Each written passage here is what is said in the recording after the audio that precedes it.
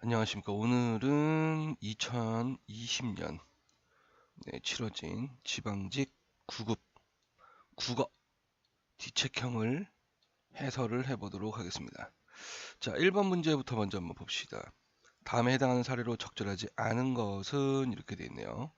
그래서 문제를 읽어보니까 이거를 읽어보고, 그쵸? 이 사례를 찾아봐라 라고 이야기를 하고 있습니다. 자, 역전압과 마찬가지로 피해를 당하다에서도 의미 중복이 나타난다. 여기서 이제 이야기하고자 하는 게 의미의 중복. 피해에 이미 당하다는 의미가 포함되어 있기 때문이다. 그래서 이 피자가 당할 피자예요. 그러니까 요거하고 의미가 중복. 그쵸? 여기서도 지금 앞하고 전하고 의미가 중복. 자, 그러면은 적절하지 않은 것을 골라라 이렇게 씁니다. 그죠? 1번. 형부터 먼저 해라. 그래서 부터하고 먼저인데, 자, 부터하니까 이건 시작의 의미야. 그죠? 먼저도 시작의 의미하고 연결이 되네요. 그죠? 그래서 얘도 의미가 이렇게 중복된다. 자, 2번. 채우는 오로지 빵만 좋아한다. 오로지. 단독의 의미가 있죠. 빵만 해도 단독의 의미가 있네요. 그죠? 그래서 둘 다 단독이니까 의미가 중복되고 있다. 그죠? 하나만 써야 됩니다. 그러니까 형부터 해. 그죠? 형 먼저 해. 이렇게. 그죠? 채훈이는 빵만 좋아해. 채훈이 오로지 빵을 좋아해. 이렇게. 그죠? 자, 3번 발언자마다 아이고. 네. 발언자마다 각각 자, 발언자마다도 한 명, 한 명, 한 명을 이야기하는 거예요. 발언자 한 명, 한 명, 각각도 한 명, 한 명, 한 명을 이야기하네요. 역시 의미가 중복됩니다. 그래서 발언자마다 다른 주장을 편다. 발언자 각각 다른 주장을 편다. 그래서 이렇게 써야 되는 거죠. 그는 이제 예의가 바를 뿐더러 무척 부지런하다 했습니다. 자, 바를 뿐더러 무척 부지런하다 했습니다. 그래서 이제 무척은 부지런하다를 강조하는 거죠. 매우라는 의미고 바를 뿐더러는 예의가 바를 뿐만 아니라 게다가 이런 의미야. 그렇죠?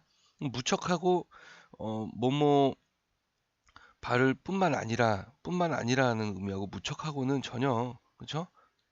연결되지 않습니다. 자, 그래서 중복되는 표현이 아닌 거는 4번이 정답이다. 이해됐죠? 자, 2번 문제 한번 볼까요? 자, 청소년 인터넷 중독 현황과 문제 해결에 대한 글을 작성하고자 한다. 글의 내용에 포함하기에 적절하지 않은 것을 있습니다. 자, 문제 의도를 보니까 청소년 인터넷 중독의 이제 현황, 문제 해결. 그래서 이 글의 내용. 그럼 결국에는 뭐냐면 이 주제에서 벗어나면 안 되겠지요. 그렇죠? 자, 그래서 국내 이제 최대 게임 업체의 고객 개인 정보가 유출돼요. 자, 여기서 이제 포인트 이제 개인 정보가 유출이에요. 그죠? 청소년들의 성인 광고 문자가 대량으로 발생된 사건을 예로 들신다 해서 성인 광고 문자입니다. 청소년들. 자, 이거를 이제 예로 제시하래요. 자, 얘하고 인터넷 중독 관련 있어요? 없어요. 답 1번. 그쵸? 자, 2번 선택지 한번 보면 그러니까 여러분들 답 나왔으니까 빨리 넘어가야 돼요. 저는 해설을 하니까 다 보는 거고. 자, 인터넷에 이제 중독되는 청소년 비율이 해마다 증가하는 통계를 활용해요. 자, 인터넷의 중독 청소년 비율 증가 통계를 활용한대요. 그래서 해당 사안이 시급히 해결돼야 할 문제다. 인터넷 중독하고 관련되어 있네요. 그죠? 자, 사회성 결여, 의사소통 장애, 집중력 저하 등 인터넷 중독도 언급하죠. 부정적인 현상들을 열거해서 심각성을 환기한다. 청소년 대상 인터넷 중독 3당 프로그램의 개발. 자, 청소년 대상을 한 인터넷 중독의 상담 프로그램을 개발하래요. 인터넷 중독, 그쵸? 연결되죠? 문제 해결 방안이네요, 그쵸? 자, 그래서 운영을 위해 할당된 예산이 부족하다라는 전문가의 의견을 인용해서 대처가 미온적이다. 그래서 이제 문제점을 지적을 하고 있네요, 그쵸? 자, 그래서 2, 3, 4는 모두 여기도 인터넷 중독이 나오는데 여기는 인터넷 중독이 아니라 성인 광고 문자, 그렇죠? 그래서 답은 1번이 되겠습니다. 쉽죠? 자, 3번. 다음 대화에서 밑줄친 부분의 표현 효과에 대한 설명으로 적절한 것은 있습니다.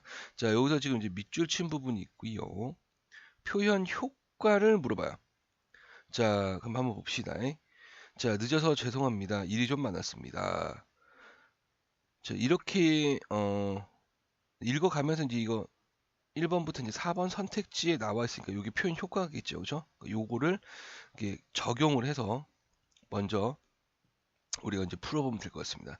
자, 괜찮아요. 오랜만에 최대라고 오붓하게 대화도 나누고 시간 가는 줄 몰랐네요. 허허허 했습니다. 그래서 지금 보면 괜찮다는 이야기하면서 최대리하고 그쵸? 대화도 하고 그래서 시간 가는 줄 몰랐어요. 그러니까 난 괜찮아요 라는 의미야. 그죠? 괜찮아. 이런 의미잖아요. 그죠? 박 부장님 오늘 못 오신다고 전해달라 했어요. 그럼 우리끼리 출발합시다. 자, 1번 의견 차이를 최소화한다. 2번 상대방에게 부담이 되는 표현을 최소화한다. 3번 자신에게 혜택을 주는 표현을 최소화한다. 상대방에 대한 비방을 최소화하고 칭찬을 최대화한다. 이랬습니다. 자, 여기서 지금 보면은 얘는 공손성의 원리하고 연결이 되는데 이제 대화의 원리가 있어요. 대화의 원리에 이제 두 가지가 있습니다. 뭐가 있냐면 이제 공손성의 원리라는 것이 있고 공손성의 원리라면 요령의 경률, 그 다음이 관용의 경률, 그 다음이 찬동의 경률, 그 다음이 겸양의 경률, 마지막이 동의의 경률이 있습니다. 자, 요령의 경률은 뭘 의미하는 거냐면 상대방에게 부담이 되는 표현을 최소화하라는 얘기예요. 그러니까 이건 이제 우회적 표현을 써라라는 얘기고 관용의 경률은 요령의 경률이 이제 상대방에 대한 부담을 최소화하려면 관용의 경률 거꾸로 이제 나에게 부담이 되는 표현을 최대화하라는 얘기거든요. 그러니까 이건 뭐냐면 내 탓이오 이렇게 되는 거예요. 제가 아파서 예를 들어서 이거야. 친구한테 이제 노트를 빌려달라고 해야 돼. 그때 이제 야 노트 좀 빌려줘. 그러면은 상대방이 부담을 느끼겠죠. 뭐야 저 새끼 예의도 없고 막 이렇게. 자 그때 야 내가 아파서 수업을 못 들었는데 라는 내 탓인데 노트 좀 빌려줄래? 라고 하면 상대방이 기분이 안 나쁘겠죠? 부담이 안 되겠죠? 그래서 내 탓이오 라는 거예요. 자 찬동의 경률은 칭찬의 경률이라고 해서 상대방에 대한 칭찬을 극대화해라 라는 겁니다. 칭찬을 극대화해라. 그러니까 예를 들어서 교내에 이제 그 체육 대회, 축구 대회가 있다고 칩시다. 축구 대회에서 이제 우승을 했어. 근데 어떤 한 학생이 너무 잘했어. 그죠? 그 학생이 이제 골을 세 골을 넣은 거야. 해트트릭을 했죠. 친구들이 야, 네 덕분에 우리가 우승했어. 그때 이제 그 야, 네가 너무 잘해서 우리가 우승한 거야라고 이해할 때 이렇게 칭찬을 할 때가 찬동의 경륜을 쓴 거예요. 그때 이 칭찬을 받은 학생은 뭐 해야 돼? 겸손해야 되겠죠. 그렇죠? 그러니까 이거는 이제 겸손한 태도를 나타내야 돼요. 아니야, 너희들이 잘 도와줘서 그렇게 된 거지. 이렇게 된 거야. 자, 동의 경률은 말 그대로 동의, 상대방의 의견이 있어요. 거기에 일단 동의를 하는 거예요. 그러니까 내 말도 맞는데 라고 시작을 하라는 얘기입니다. 이해됐죠?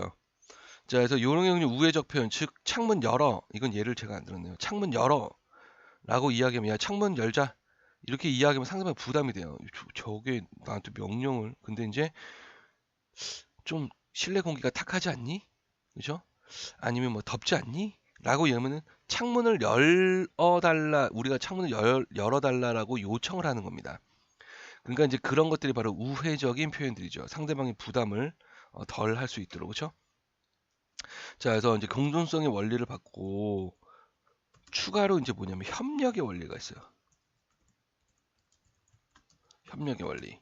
협력의 원리 대화할 때도 협력을 해라라는 건데 이 협력의 원리에 이제 뭐냐면 이제 양의 경률, 그다음이 질의 경률, 그다음이 그 관련성의 경률, 그다음에 마지막이 태도의 경률입니다. 자, 얘도 지금 여기서 보면 요 단어에서 다 나와요. 그러니까 적절한 양으로 이야기를 하고 질이 이야기하고 있는 내용의 질이 좋아야 된다. 그러니까 사실을 이야기해야 되고, 그다음에 관련 있는 이야기를 해야 되고, 그다음에 진실한 태도, 적극적인 태도로 이야기를 해라라는 겁니다.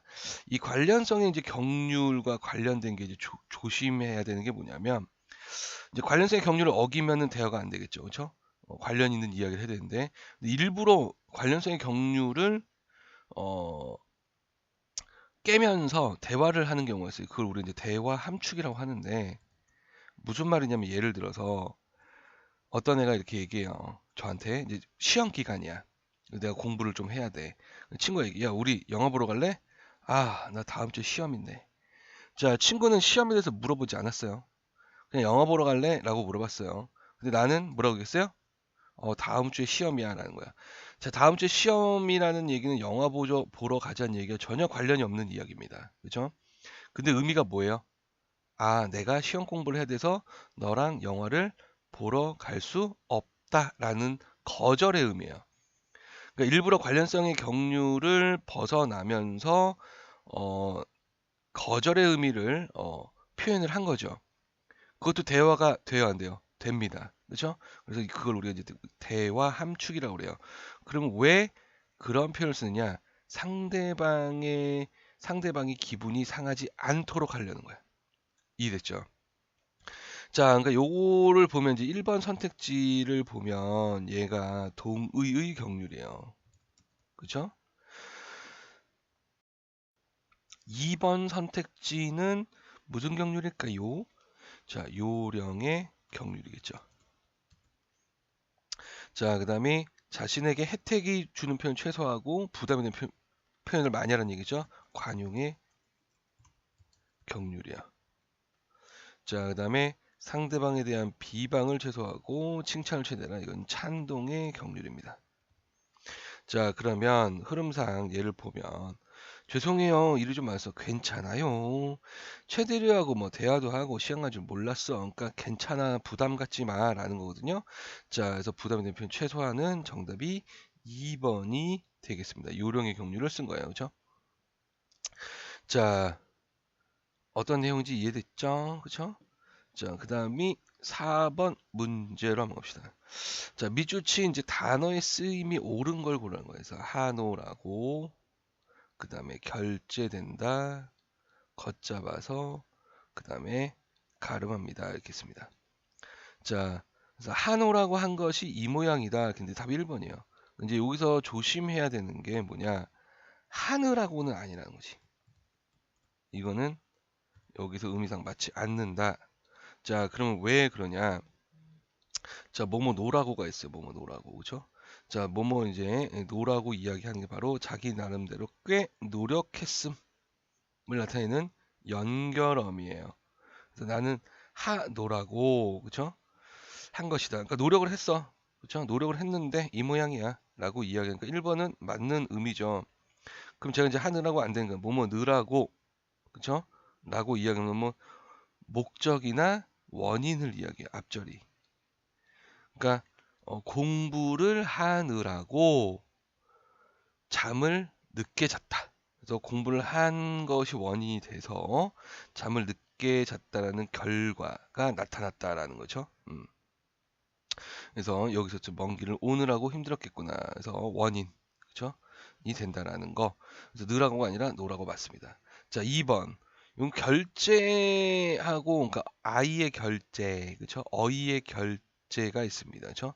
둘을 우리가 좀 신경 쓰지 않으면 굉장히 헷갈려요.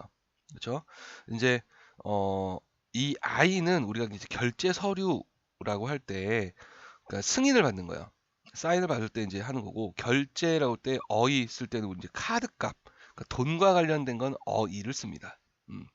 자, 그래서 밑에 보면 이제 결제라는 걸 보면 결정할 결자에 자르다 제자예요.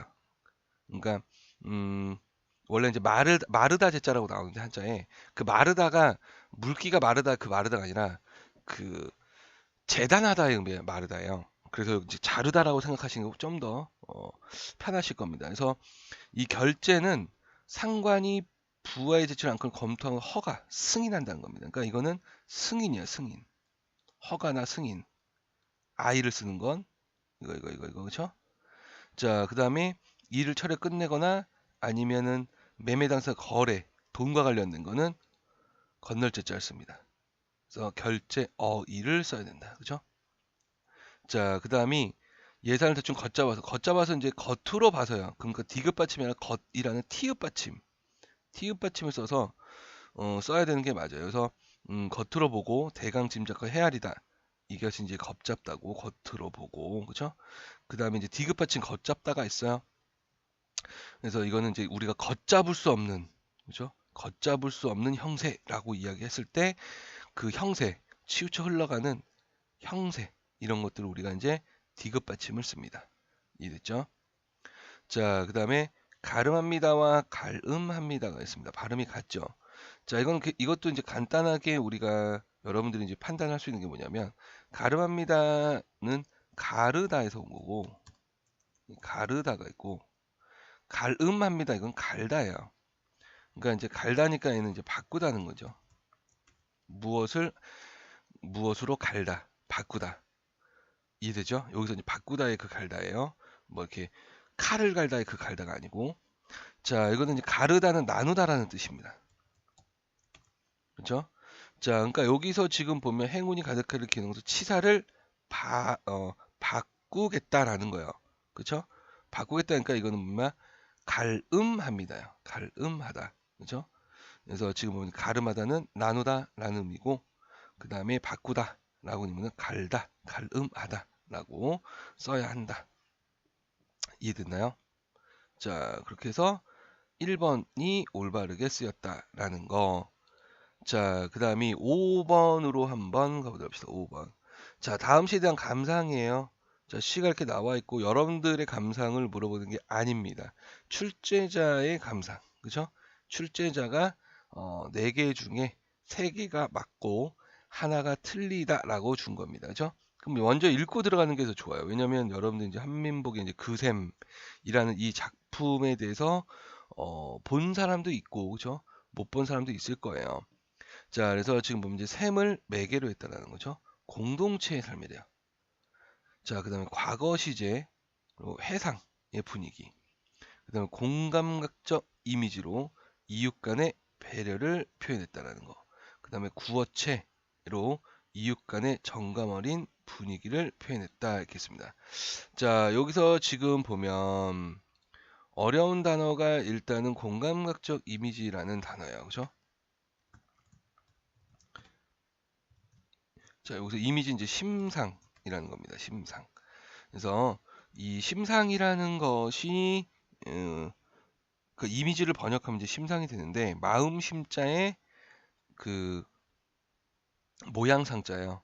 그러니까 마음에 떠오른 모양 이런 뜻입니다. 그러니까 제가 여러분들 바나나라고 하면 바나나 머릿속 뻥 뜨죠? 바나나 모양이 노란색하고 그게 바로 심상이에요. 자, 그래서 심상의 종류에는 우리가 일반적 심상이다라고 하면 감각적 심상을 이야기합니다. 그래서 감각적 심상은 이제 오감을 이야기를 하게 되고, 그래서 그 5가지 감각이 있어요, 우리가. 그죠? 거기에 플러스 공감각적 이미지가 나타나게 된다. 이렇게 보면 됩니다. 그래서 공감각적 이미지는 일단 감각의 전이에요. 그러니까 감각의 전이라고 이야기하는 건 전자가 옮길 전자에 이자가 옮길 이자, 즉 감각의 이동이 나타나야 됩니다. 그러니까 예를 들어서 공각적 심상은 뭐냐면 그 시각이 뭐 청각으로 바뀌거나 이런 거예요. 그러니까 푸른 종소리. 자, 그래서 종소리, 푸른 종소리에서 종소리가 핵심이죠. 여기서 말하고자 하는 건 이제 종소리인데 이 종소리를 푸르다라고 표현한 거죠. 그렇죠? 자, 그러니까 얘는 종소리는 청각의 푸른이라는 시각화라고 이야기해요. 이해되나요? 또 다른 예로 한번 보면 그 정지용 시인의 이제 향수라는 시가 있어요. 거기에서 공감각적 심상이 굉장히 많이 사용이 됩니다.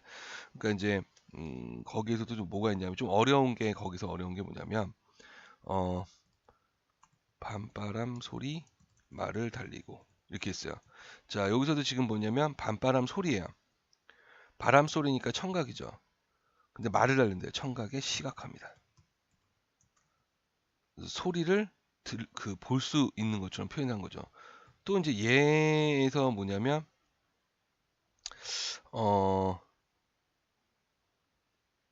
거기에서도 소설에서도 나타나요. 이호석의 메밀꽃 필 무렵이라는 소설에서 그 달밤의 경치를 묘사한 부분이 있습니다. 거기서도 공감각적 심상이 나타나요. 그 예를 더 쓰기는 좀 그렇고, 그쵸? 자, 그래서 요런 것만 봐도, 그쵸? 여기서 이제 핵심이 얘네, 그쵸? 핵심이 얘고, 이것을 푸르다라고 바꿨고, 얘를 마르달린다라고 바꿨다, 그쵸? 자, 그래서 공강적 심상에 대해서 우리가 좀 한번 봤고, 일단 이제 심상을 다시 한번 좀 정리를, 지금 제가 아까 이제 말로 한 거를 정리를 좀 하고 가면 될 것 같아요. 이제 심상이라고 했을 때 이제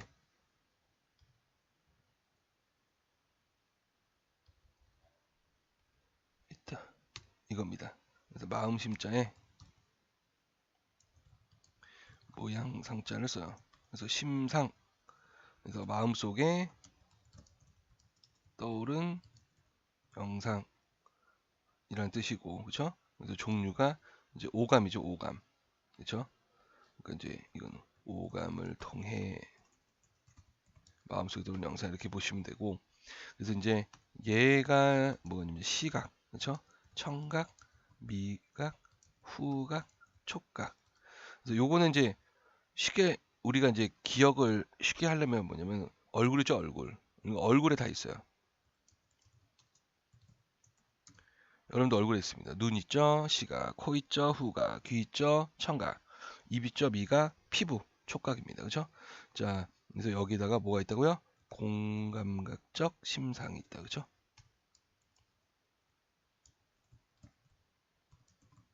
이렇게. 이게 바로 이제 심상이다. 간단하게 정리를 한번 해봤습니다. 그럼 내용을 한번 볼게요. 자, 그 셈이라는 겁니다. 그러니까 셈이 있어요. 자, 내 집에서 너의 집이 아니고 넉사 이제 숫자 사여서 집이 이제 4개가 있어요. 그 셈으로 가는 길은 한 길이었습니다. 이제 물이란 게 굉장히 중요하죠. 이제 셈이 거기가 이제 길이 하나밖에 없는 거죠. 그래서 새벽이면 물 길러가는 인기척을 들을 수 있었지요. 뭐뭐 했지요. 그렇죠? 지금 굉장히 친근하게 표현을 하고 있어요. 그렇죠?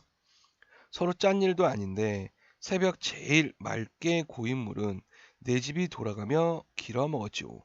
자, 짠 일도 아닌데 서로 짠 일도 아닌데 돌아가면서 먹었어요라는 거죠. 자, 요거는 이제 뭐예요? 배려. 그렇죠? 이제 서로 배려를 하고 있는 거예요. 이게 이제 공동체 의식이죠. 이렇게 연결되겠죠. 그렇죠? 자, 순번이 된 집에서 물 길어 간 후에야 따리끈 입에 물고 삽작 들어서시는 어머니나, 그러니까 이제 기다리는 겁니다. 그렇죠? 먼저 배려를 하는 거죠. 물지개진 아버지의 모습을 볼 수 있었지요. 자, 계속 지금 지요, 뭐뭐 했지요, 뭐뭐 했지요라고 해서 지금 종결어미를 통해서 운율을 형성하고 있네요. 그죠? 산문시인데도 불구하고 운율이 느껴지죠. 집안에 일이 있으면 그 순번이 자연스럽게 양보되기도 했었고요. 뭐뭐 했고요. 그죠? 양보가 또 나타납니다. 그죠? 서로 배려하고 공동체의 삶에서 그죠? 이걸 표현하고 있죠. 그죠? 그래서 했었고요. 있었지요. 먹었지요. 과거입니다. 그죠? 자, 넉넉하지 못한 물로 사람들 마음을 넉넉하게 만들던. 자, 요거 이제 넉넉하지 못한 물로 사람들 마음을 넉넉하게 만들던 이런 건 역설적인 표현이야. 역설이 사용됩니다. 그죠?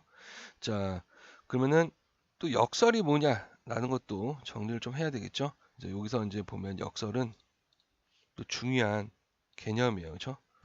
자, 이제 역설이다라고 이야기했을 때 이제 역설은 패러독스. 이 독스를 패러독스를 번역을 한 거고, 이 거스르다 역자에 그 다음에 말씀 설자를 이렇게 씁니다. 그래서 이제 역설의 이제 한자어를 볼게요. 요거요. 여기서 이제 조심해야 게 뭐냐면 요 역자거든. 이게 거스를 역자인데 역설이 하나가 또 있어요. 동음이어가. 그럼 이따가 설명을 할게요.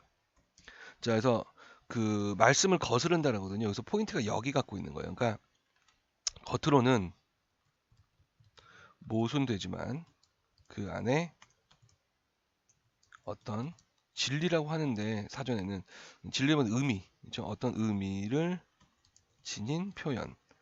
이제 예를 들어서 여러분들이 가장 알만한 역설이 뭐냐면 작은 거인 이렇게 된 거예요, 그렇죠? 자, 이제 작은 거인을 왜 역설을 내냐면 작은은요 마이너스예요. 근데 거인은 플러스예요. 그래서 이제 뭐가 일어나냐면 모순이 일어납니다. 그렇죠? 서로 부딪히죠. 모순이 일어나게 된다. 그렇죠? 그래서 겉으로 이제 모순이 보이는데 그 안에 어떤 의미가 있다. 그러니까 작은 거인은 몸집은 작은데라는 의미와 능력이 거인 같다는 의미예요. 그래서 작은 거인은 이제 의미, 역설에 나오는 의미도 파악할 줄 알아야 되죠. 몸집은 작지만 능력이 큰 사람을 우리가 작은 거인 이렇게 이야기를 할 수가 있다라는 거지. 그렇죠?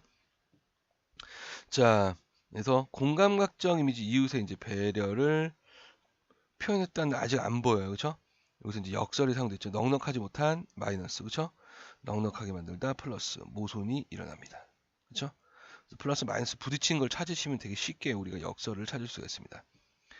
자, 그 샘가는 이제 주격 조사가 아니라 샘 이제 주변. 가짜가 이제 그 가장자리 가짜입니다. 그래서 샘 주변 미나리 꽝에서는 미나리가 푸르고 이제 미나리 꽝은 이제 미나리 밭이라고 생각하시면 돼요. 앙금 내리는 감자는 잘도 썩어 구린내 훅 풍겼죠. 구린내 후각적 심상을 사용했고 푸르다라는 시각적 심상과 구린내 후각적 심상이죠. 네. 자꾸 헛소리 하고 있습니다. 그죠? 시각과 그 다음에 후각을 사용했어요. 근데 전이가 일어나나요? 안 일어나죠. 그냥 미나리는 푸른 거고, 그렇죠? 그 다음에 감자가 이제 썩는 구린내가 난다라는 것이 따로따로지. 이 구린내를 푸르다라고 표현한 게 아니에요. 그렇죠? 그러니까 공감각적 이미지가 나타나지 않아요. 그렇죠? 이웃 간의 배려는 있는데, 그렇죠? 그다음에 구어체, 구어체는 뭐겠어요? 뭐뭐지오, 그렇죠? 그래서 우리가 이제 문어체라는 것이 있고 구어체라는 것이 있어요. 그래서 입구자를 쓰죠. 음, 그래서 지금 보면 이제 구어체라고 했을 때는 지금 보면 입구자예요. 그렇죠? 그래서 말어자에 문체, 체자 이렇게 생각하시면 돼요. 몸체자인데. 그래서 이제 이거는 입말. 그러니까 이거는 이제 음성 언어죠. 음성 언어를 사용할 때, 그렇죠? 그다음에 이제 문어체. 자, 문어체는 글문자죠. 말어자에 문체 체자라고 생각하시면 됩니다. 이거는 문자 언어를 사용을 한 거죠. 자, 그래서 우리가 이제 음성 언어 이제 구어라고 얘기할 때 이거는 대화할 때, 그죠? 사용한 거 이거는 글을 쓸 때, 그죠? 사용한다는 겁니다. 그럼 여기서 이제 보세요. 이건 글을 쓰는 느낌이냐 아니면 이야기를 전달하는 느낌이냐라는 거야. 그래서 뭐뭐 했지요. 그래서 뭔가 전달하는 느낌이고 지오라는 것은 그 해요체를 사용을 했기 때문에 비격식체예요. 그렇죠? 그러니까 그 친근감을 표현하기 위해서 사용을 한 겁니다. 그래서 구어체를 사용해서 이웃 간의 정감을 분위기를 독자들에게 잘 전달하고 있다. 이렇게 볼 수가 있습니다. 자, 그래서 답이 3번이 되겠습니다. 이해됐나요? 오케이. 자, 다음 6번으로 넘어가 보도록 할게요.